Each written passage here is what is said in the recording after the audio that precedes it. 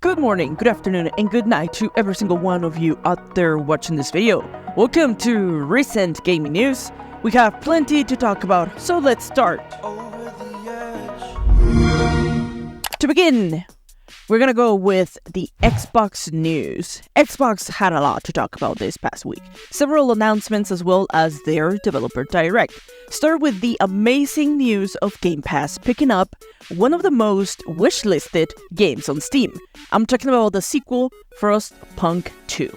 This challenging, gritty, and ruthless city management game takes you into the deep frost where a civilization is trying to survive. The game will be released in 2024 and day one on Game Pass. Though in the case of console players and PS5 or Series X and S, well, the console players, you guys will have to wait a little longer. The game will become available for PC first around the half of 2024. Next up, a small update that by this point has become almost the norm for Stalker 2. Though it originally started as a rumor, a possible release date was leaked, and with the developer direct around the corner, speculation took shape. However, the official account of Stalker announced the release date and confirmed earlier rumors. According to Stalker's Twitter, in which some details about the game are shared alongside the date of September the 5th of 2024, will becomes the final release date for the game. Hopefully no more delays happen, so fans can finally put a date to the upcoming game and prepare to enter the radiation zone. Now, before moving into developer direct, there were news about the next batch of games coming to Game Pass. These final additions arrived to the subscription service after the 15th of this month, making them the last ones before February. So for this last batch, we got a lot of incredible games. We got Those Who Remain for cloud, console, and PC on January 16th, Turnip Boy Robs a Bank, F123, Palworld, Go Make a Ball, and Brotato. At the beginning, I thought I'm gonna read all of this for what they go and when they come out, but you know, it's a lot of reading. Now, and we got a lot to cover. So we also got a glimpse of the first batch of Game Pass games for February. The two games we're gonna get are Persona 3 Reloaded on February 2nd and Alucard on February 6th. So a lot of games coming in. I mean, Game Pass players are eating well in the next few weeks. But now, time for the big event, the Developer Direct 24. This live stream took place on Thursday 18 of 2024. It had 5 updates and announcements from 5 different studios, though one of them is a third-party studio, but I'll get to that in a moment. First, we got an update on Avowed, the next great action RPG from Obsidian Entertainment. The studio has pedigree when it comes to the construction of worlds, stories, side characters, and dialogue consequences. They know their stuff, and Avowed won't fall too far from the tree. It has every element and essence of the studio. Through the Developer Direct, it was showcased combat and environments as well as some hints to dialogue and interaction with the world. Avowed is Obsidian's take on a fantasy adventure. There is magic, melee, and ranged weapons, each possible to interchange and use in multiple combinations, making combat more personalized. The game is set to be released in fall of 2024. We also got an update on Senua's Saga Hellblade 2. Though gameplay has been shown through different events, one aspect of the game was interesting to hear how it was implemented: audio. According to the developers, this time around audio has been enhanced and used in more ways to make the game more immersive in terms of how the main character experiences the world. It'll be freaky to hear the audio of the game, as it is promised to be a special experience. Another thing that mattered in this developer direct was the release date, and we got one. The game will come out on May 21st of 2024. Only sour detail about the game is that it won't have a physical release, only digital. From all the Xbox studios, only one was an outsider: Square Enix. The surprise of the event, as the studio announced Visions of Mana, an adorable, exciting, colorful, and cute world set as a spin-off of the Final Fantasy adventures. The game has a release window of summer 2024.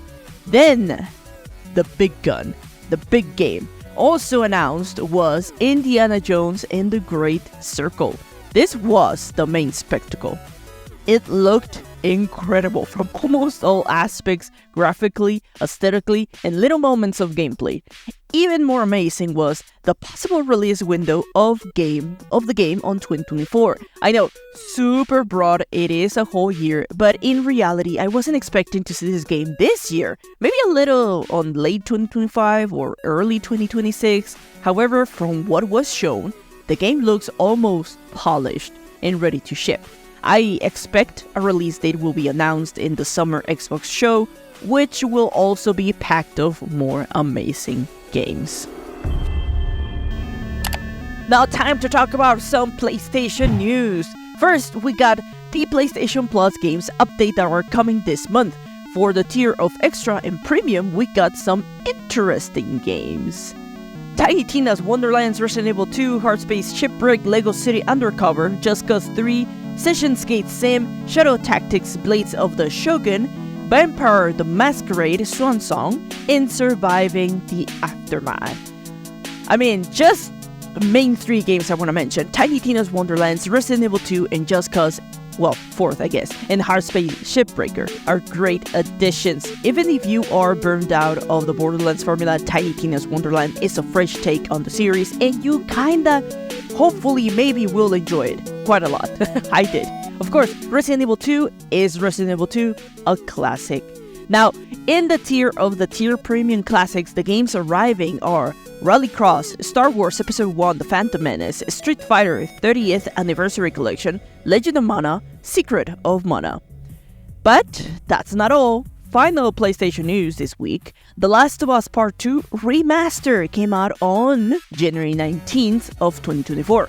General reception of the game has been great, obtaining a 91 score on OpenCritic and Metacritic, not falling too far behind with a 90 score.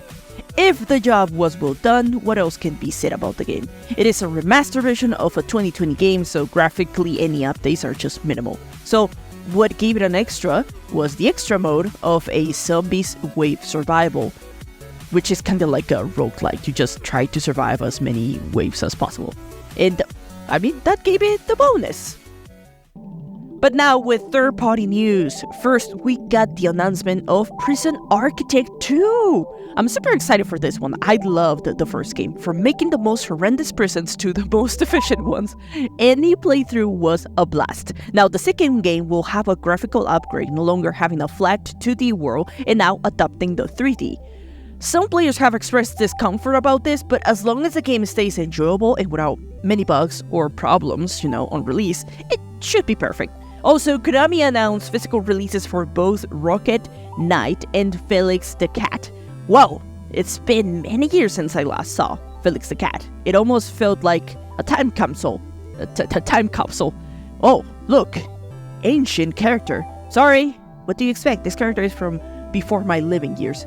But either way, both games will come as a collection which will include Rocket Knight Adventures from 1993, Sparkster Rocket Knight Adventures 2 from 1994, and Sparkster from 1994.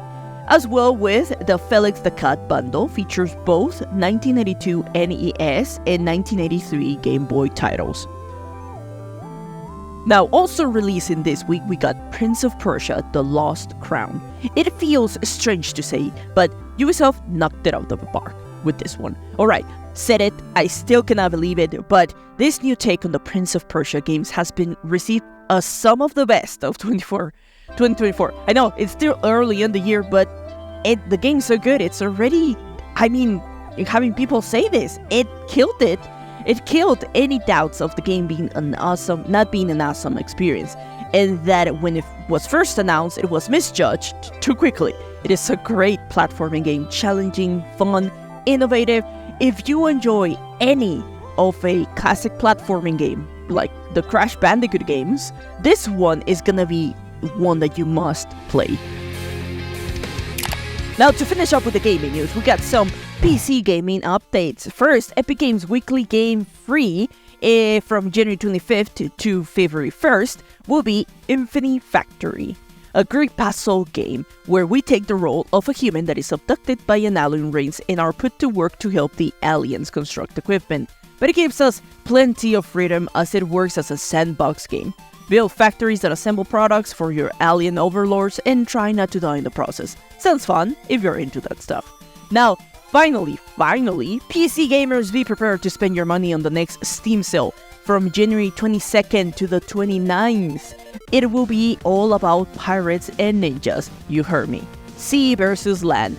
Any of your favorite games around these themes will have a discount. What type of game, you might ask? Well, for example, we got Trek to Yomi, a beautiful black and white 2D side-scroller that tells the tale of samurais. Or maybe you fancy a great adventure story from Obsidian Entertainment, Pillars of Eternity 2, Deathfire, an RPG game where we assume the role of a watcher, a character with the ability to look into other people's souls and read their memories, as well as the ones in the past in the world of pirates. You get the gist. Any game that has pirates or ninjas will have a discount. So if you had something like that on your wish list, take advantage of it. But that's all for this episode. What are your thoughts on this gaming news? Let me know in the comment section. Also, let me know if you like this new setup for the gaming news. I kinda like it, but let me know if you like it. I'm the Honey Badger. I love to talk about everything gaming from news to games. If you like the video, remember to leave a like and share. It really helps. Don't forget to subscribe. See you in the next video. Keep on gaming.